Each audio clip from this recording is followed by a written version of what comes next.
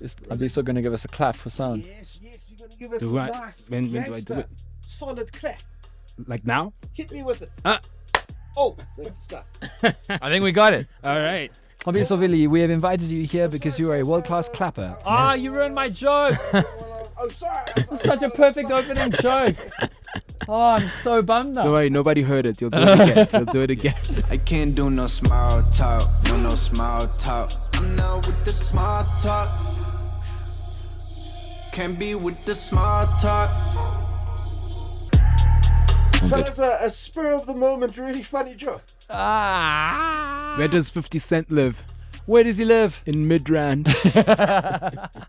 That's solid. That's solid. Have you seen the new money, the new South African I currency that's haven't coming out? held it physically, but I've seen the pictures. Isn't it so beautiful? Yeah. Like the fact that they incorporate it's so sad for me because I just think that coins are going out because inflation continues. But the animals that they put on the little coins, Yeah, like I the love 10 the whale. Yeah, on the 5 rand coin. yeah, And it's funny because it's a whale has a naturally sad face, but it's not actually unless it's heard about load shedding or something.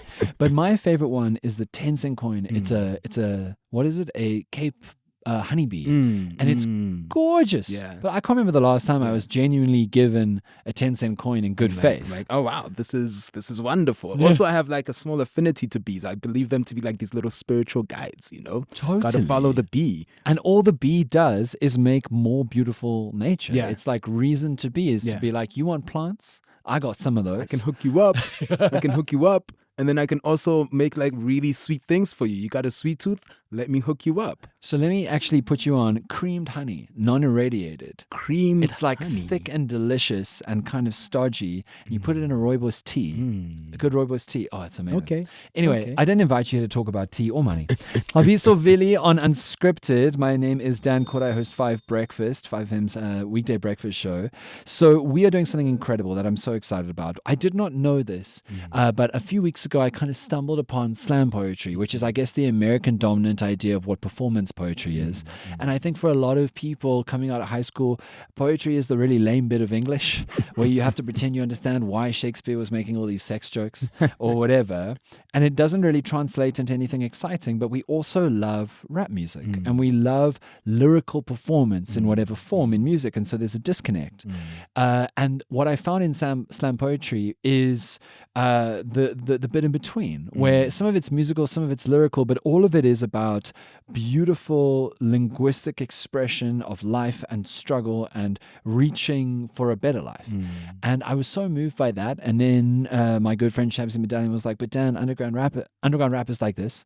And so is so many kinds of like oral performance style in South Africa across languages and cultures throughout history. And so we decided to do 5 school poetry slam. We are putting young high schoolers in the handful of schools and other places that are actually doing slam poetry as an amazing means of teaching on the radio for Africa Day.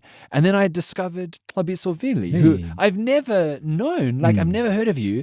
And you are the world slam poetry champion. Yeah. So that is unbelievable to me in South Africa where we celebrate this kind of stuff. So long intro put aside now. What does it mean to be the world slam poetry champion? I mean, personally, for the community, for South Africa, because I think one of the like first things I said when I got that trophy was that I did this for South Africa, right? Quite often within the poetry scene and the slam circles in South Africa, we kind of know that we are the best in the world. Yeah, you right? said that. You said that South African slam poets believe they're the best in the world. Yeah. And I mean, so I think it's also like just a thing of like representation, right? Where you have a lot of more American style poems that exist that like kind of South African poetry goes like underneath the covers. Yeah. But like throughout all of like the tours I've done, whenever people are interacting with South African poetry, it always kind of shifts something for them, right? So even being at the World Poetry Slam stage and competing against, you know, like the best poets of each country, after I compete, like they come up and be like, yo, I've I've never seen or heard anything like that. So I mean, that's like one of the things of like kind of being raised in this almost slam performance, oral poetry culture. For me personally, I know that 10 years ago, before I even won this slam, I had written in my 10-year goal list that I want to be the best poet in the world, Wow. right? So when people quite often ask me, what did I do to prepare to get to this point? Like they usually expect there was 6 months or this 1 year of like preparation, which there was, there was a lot of figuring out the right poem and the editing, the rehearsing the performance, but then also there was the going to therapy so that I can be Yes. able to hold the poem itself. But also before that, there was the 10 years of going to slams like Word and Sound, interacting with spaces like the Current State of Poetry at the Joburg Theatre. And so for me, it has been kind of like this lifelong weaving of a dream that kind of came to life in that moment last year. That's amazing. Okay, let's talk about what is the South African slam poetry or more broadly performance poetry scene with that kind of like South African twist you're talking about. So I think we want to separate the idea of slam from like performance poetry, right? Interesting. Because there's already like performance and oral poetry that you are already doing. Slam kind of becomes the competitive element of that, right? So now when you take your performance and you jump into, an event that's kind of being judged, might be being judged by judges with a certain criteria, or it might be just being judged by the audience and they just like kind of raise like a number, like to be like, yeah, I think you got a 8 out of 10. That kind of becomes then the slam culture of it, right? And how much does that exist in South Africa? And also, because I mean, I think I mentioned to you this to you before. Like there are a lot of resonances for me with what you're describing with debating and how debating works in South Africa, where debating is principally a university scene. How does it exist, slam, in South Africa now? Is it a high school, university? Are there people who are like well beyond higher education who perform and compete?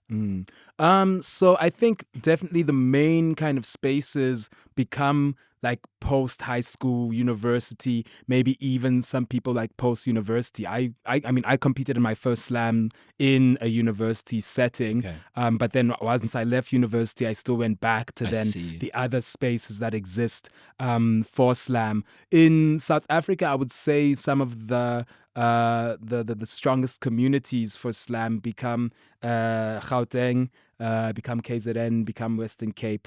There's a very interesting scene coming up in the Northern Cape at the moment. There's also Hear My Words, I think.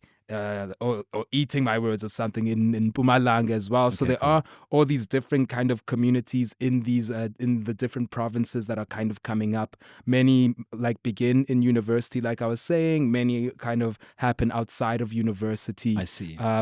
I know there used to be Current State of Poetry, used to run these kind of training slam events out of Joburg Theatre. I see. Word and Sound used to run out of Market Theatre. Obviously, the scene has changed a little bit now after COVID and the lockdown, and there's a lot of new scenes coming up, and there's a lot of old scenes trying to find their footing again as well. But it's also, once you kind of tap into the community, you kind of see all of these spaces that you didn't necessarily see before, and you're like, oh, this was always here. Oh, that's what that was. Right. Yeah. And it's funny because it sounds like communities of the passionate. It's like these are people who are moved by poetry and want to see this kind of thing exist. Because I imagine there's not an enormous, if any, amount of money in like slam poetry at the moment in South Africa in the way that it might exist in more like art scene, financially blessed scenes in the world. So I think there's both, right? Because the scene itself has kind of been around for a very long time, right? So obviously we'll have just the general oral storytelling culture that has been existed even before apartheid. Totally. Having protest poetry existing within that, and then kind of later on, even Lebo Mashile used to be on SABC with Latitudes, and that was back in the 2000s, and even around that time there were scenes like scenes, what like Liquid Tongue, Right. for example, that was coming up as well. And now there's a more kind of burgeoning like art scene, and a see. lot of poets kind of working even towards making poetry kind of financially sustainable, right? get you. And so Okay. right now, if you look at South Africa, there's a lot of poets who are working in kind of different formats, but using poetry as a base, right? Right, So okay. you'll have like Kolega Putuma, who's obviously got her Collective Amnesia book out, and Hello Coco, Goodbye Come In. But she also has kind of turned that into like a projection mapping theater show that she Totally. tours. Sipogazi Jonas has got hashtag We Are Dying Here, who I think that poetry film was produced by the Siya Kolisi Foundation as well. I know you have the Yamoria twins, who then work with like a lot of brands from like Nedbank to Converse to kind of create brand identities through poetry. For sure. I myself work with like a lot of extended reality, so I work in virtual reality films. I work in augmented reality. Awesome. So there's a lot of poets who are using that poetry as a base to then explore other genres and other forms. But it also always kind of starts at that beginning, that need and that desire to tell a story and to share it with the world. Like there's that, like that's the thing about like poetry, right? I think it becomes one of the easiest art forms to gain access into, because all you need is a paper and a pen. 100%. Like, and then you just write. Or a really good memory. Or a really good memory. Xabiso Vili, that's also interesting. How do you become South Africa's elect Mm. pick for the World Slam Poetry Championships? So, I mean, it's a process. Who makes that decision? It's a process. Is there a grand committee or? Well, so for this one in particular, right, the World Poetry Slam organization has various organizations across the world in different countries that then they work and collaborate with to find the poets within like those spaces, right? So all the different spaces and all the different countries will have their own kind of way that they do it. In South Africa, the World Poetry Slam organization collaborates with Poetry Africa, who's based out of UKZN, the Center for Creative Arts, and I think it's one of 7 artistic festivals the Center of Creative Arts runs. And so usually around the week of Poetry Africa, in October, they'll invite poets, because every month they have a poetry call out where you can apply with your own poem. And then from those across the country, they'll kind of pick the best for that month. Right. And then throughout the year, the best then poets are invited for this physical competition, right? So the representative for this year's South African representative at the World Poetry Slam Championship was already chosen last year. As the winner. As the winner, and they're going to see. represent like this year. So they've been in training this whole year. But then this year, October, they're going to pick the next then representative for next year. Interesting. Right? Okay. And then from there, that representative then gets flown. This year it's happening in Brazil. I think it'll be happening, South Africa will be hosting in 2026. Oh, cool. If I'm not mistaken. So I think they've already chosen who the host will be for like the next 5 years. I see. And yeah, so that's how you kind of get chosen. First through these video submissions, and then through physical live slam competition. Okay, so you arrived at World Slam Champs and you ended up winning World Slam Champs, which is completely incredible. You mentioned earlier that firstly, that South Africans believe that they are the best slam poets, which, I mean, it seems like there's some evidence. But secondly, that there's something about South African slam poetry as a style or a culture or an artistic instinct that causes people from elsewhere in the world to go, what is that? What is that thing? I'm sure I've just asked you a very hard question, but like, what? You don't need to give me a specific answer.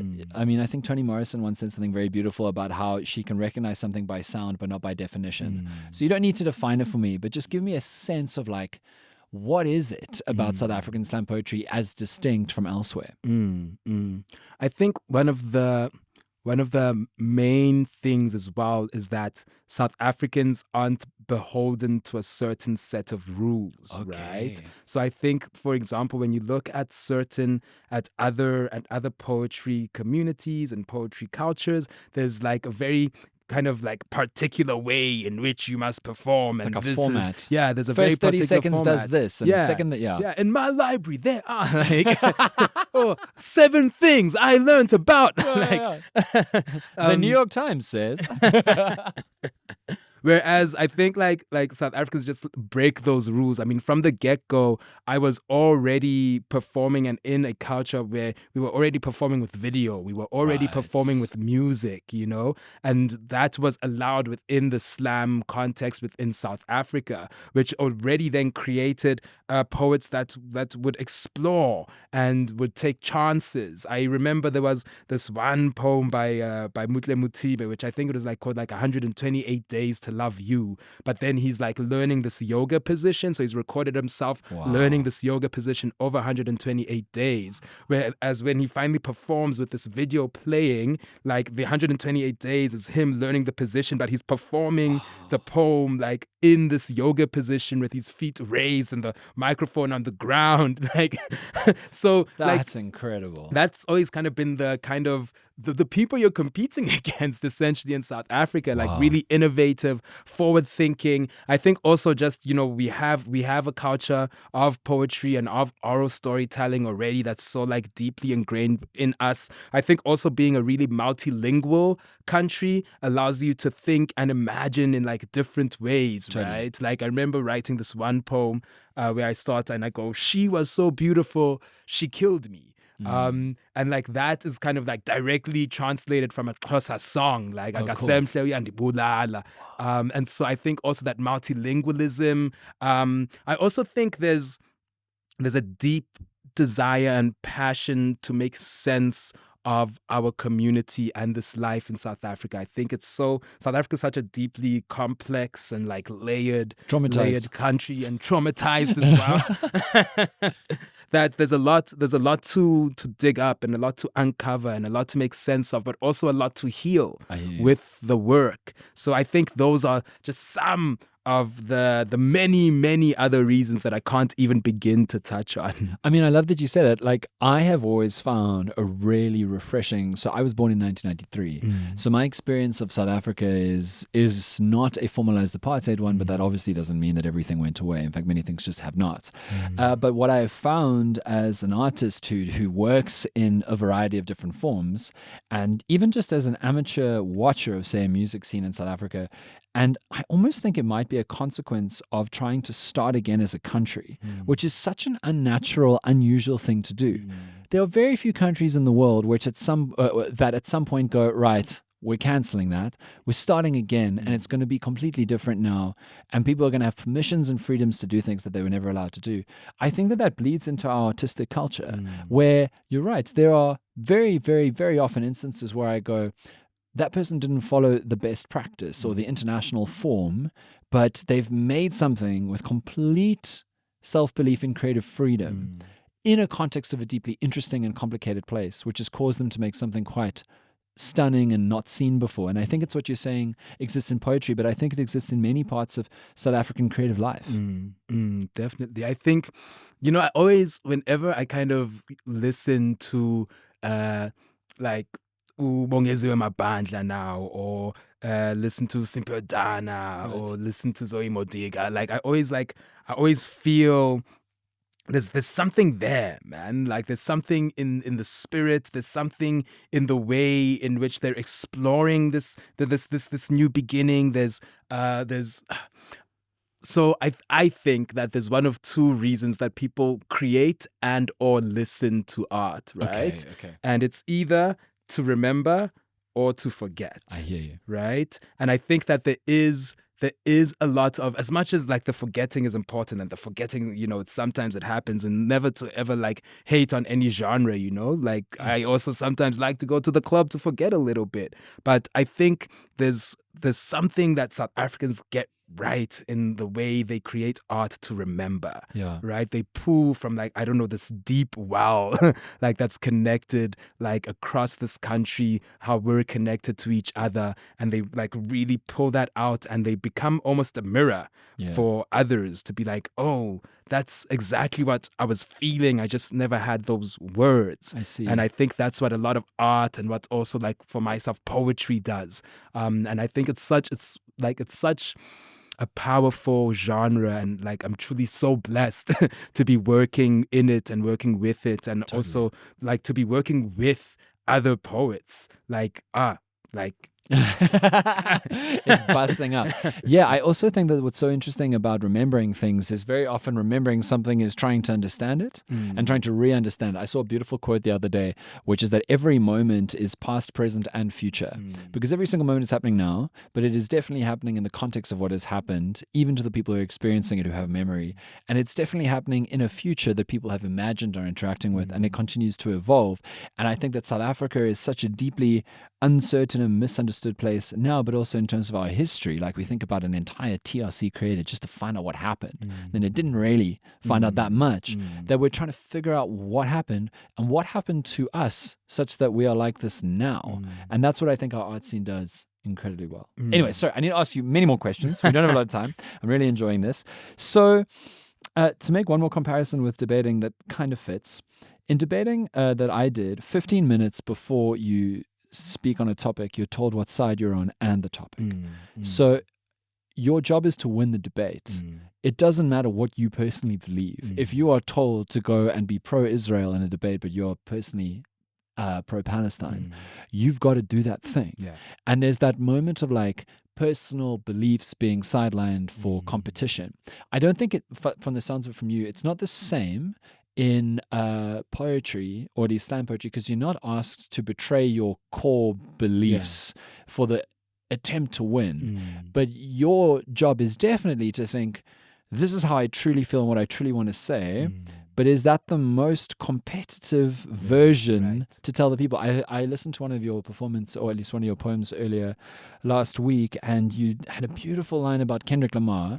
And I thought to myself, Xabiso certainly seems to me like a Kendrick fan, and I'm sure that resonates from a deeply sincere and genuine place. But I also know that that's smart to say, like in an international performance context, because you can't speak about Bongiziwe Mabandla if you want an American judge to say you're the best slam poet in the world. So how do you navigate that weird moment where you go, I need to create a poem that will win in the eyes of an international audience, but I also, all this poetry comes from me and my experience of my own life. I need to try to be true to that. So I always think that the first work of the poet is to just write what is true for them. Right? So even when I am writing, it's important for me to switch off my editing voice, who's also become a lot stricter over the years. The more I write, the more I learn what I like, the more like I kind of learn what makes a good poem. That voice now is like might not even want me to start with one line. So I think it's important for everybody to switch off that editing voice initially when writing, because at least then you can lay out your own truth, right? Without wondering or thinking about, will it work on stage? Will the audience get it? Will we not? Like, just lay out the poem first of all. I hear you. Right? But then there's that extra layer, right? Because what we were doing here is also a art form, and it's a work of art, right? So now when you're switching back that editing voice on, you look at what you've written and you look at it and you ask yourself, what is the best tools and techniques I can use on this piece of truth to then kind of turn it into an artwork, right? And then that also becomes like something different when now not only are people maybe going to read it, but also you're going to be performing it live, right? Because then it becomes a question of what are the judging criteria and who's going to be judging. And so I mean, I remember like when I was still coming up, the kind of judging criteria we used to use was your performance, your writing, your content, and the audience reaction. Then you get judged like out of 10 for each one, and then there'd be like 4 or 5 judges, and then whoever got the most points would be the winner of that, right? But also there's the danger then of only performing for the points. Right? Because what you're talking about is poetry is deeply personal and is an expression of identity and self and healing and therapy. Exactly. And so I think for me, I really enjoyed the World Poetry Slam Championship, because the way in which they judged, they kind of did a Eurovision where cool. each country like had like 10 votes, right? To assign, Yeah, okay. to assign. So then you'd be like, this person was number 1 for us, they get 10 points. They were number 2, they That's get so 9 smart. points, right? I love that. And so then it's like, you don't know what they like or what they don't like across like the world, right? And for me, I was like, okay, I'm gonna trust that I have a really good poem and a really strong poem. But also there's going to be a lot of other poets that have very strong poems and really good poems. And so my question was then, what will the thing be that will make me stand out? And for me, it was like, how truthful and vulnerable I can be on that stage, right? And so then that becomes like an entire like flip of the thing, right? Because you start with, okay, cool, be truthful with the poem. Then you go, okay, but now craft the poem into a work of art, and then you go, okay, now but come back and be truthful.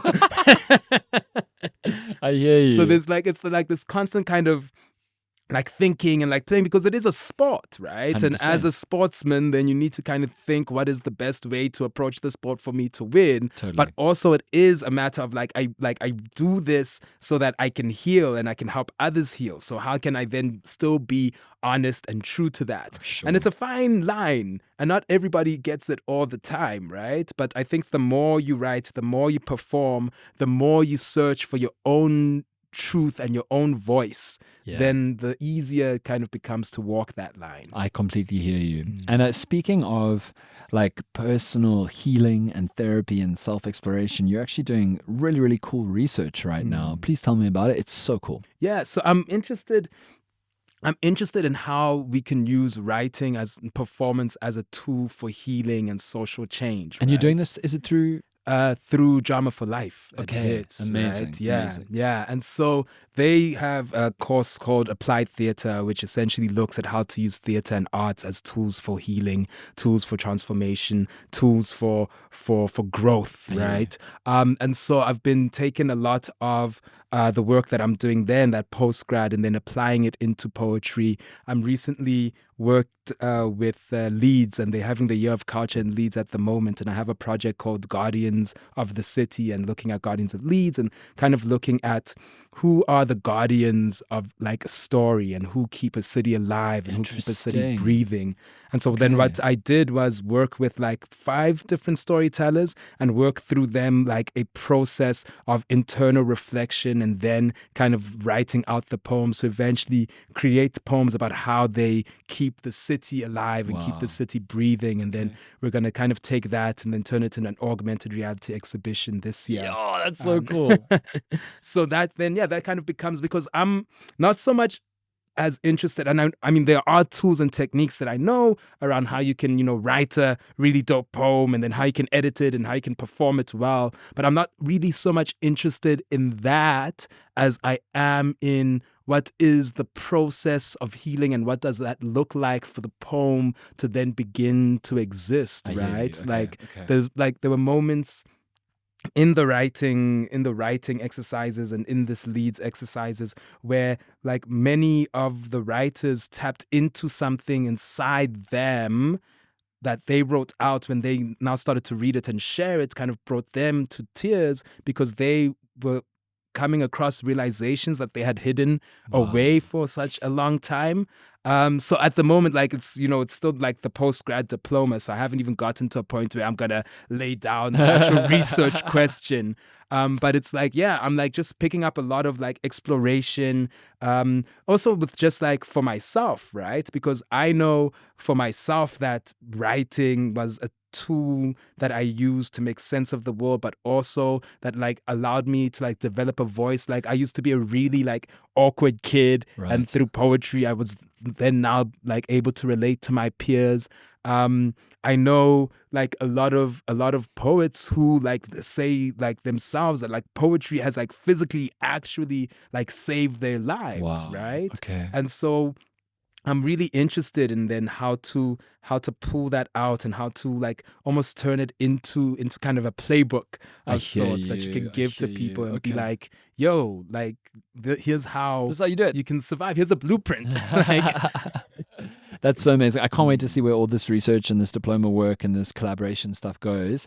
We've got time for one more, and I think it actually wraps it up really neatly because you've been talking about how poetry gave you unlocked you to yourself and to others, and gave you voice and gave you means and ability and tools to express yourself and your truth and to create art. And we're doing this 5-school poetry slam. What needs to happen in South Africa for young people in high schools across the country to be able to go on these exploratory journeys, and for, I guess, to be honest, the schools to be able to not only develop young talent, not only to be able to give high schoolers incredible opportunities, but to make English literature not boring? Because English is often a really difficult subject in schools to teach because it's hard to persuade the kids that this is more interesting than their phones. I think we need to change the perception of what poetry is, right? Okay. I think, yes, cool, like the classics are important and like it gives you skills to be able to critique and to think, but I also think that there's so much contemporary writing and even just South African writing that would relate to students like far more, right? Luckily, recently I was approached to put like a poem in like a grade 5 reader. Amazing. That then will be like shared across the country. And so I think we need more teachers, more readers like that are focused on South African work, right? I also think it's important what 5FM is doing by going into these schools. I remember when I first heard poetry and I started writing poetry, I was like in grade not grade 11, I was 11 or 12 years old, so like grade 6 or grade 7. And then I heard this head boy come and they were trying to convince us to go to their school. Like, you're in primary school and they bring in the head boy and be like, oh yeah, come to our high school. And then the principal was like, yeah, he's a poet. And then he performed a poem. And then I remember that just like affected me. And I went home and I wrote my first poem to eventually become a poet head boy like years later, So I also think it's so important that we then also create access to these contemporary poets, right? Sure. Like, I think it's really exciting now that there's like so much work like on YouTube. If you just type in South African poetry on YouTube, a lot comes up. It's exciting to have poetry like on the air, like as well, like what you guys were doing and having me and inviting me on, like becomes and really exciting. By the way. People loved it. I'm so glad. Now we gotta figure out how we can get a 1-hour slot, like every Sunday, just like little. But I don't have those kinds of. We'll talk about that. This isn't gonna flight anymore. No, but I love what you're saying. Yeah. So just like how to create access for kids in school, because they also kind of become the next kind of generation who will be spending money and paying other poets. They become the next generation of poets. I think it's even important to just let people know that they don't even need to always be the poet. Sometimes you can just be the person that enjoys the poetry. Yeah, because all art needs audience, right? For sure. So I think it is a conversation just around how do we start accessing more schools and getting more poetry in there. So through programs like the 5 Poetry School Slam, I know there's another poet, Mandy Vundla, who does incredible work with like high school students at the State Theatre. I know there's another NPO that's also currently searching at how to get more schools like involved in working with poetry. So yeah, let's just get the poetry in there, be it through books, be it through performance, be it through YouTube, be it through like these films and the new media and the projection mapping so cool. Theatre shows we were talking about. Let's just get them moving in there. And let's get the, particularly the English teachers, but also all the language teachers just excited to teach again because they get to do some creative and some performance and some inspiring the kids. Xabiso Vili, this was such a delight. Yeah, thank you so much such for having delight. me, Thank Dan. you. And thank you, Dale. And thank you, Parent. 5 Unscripted. Thank you. Please leave that in. This is 5FM.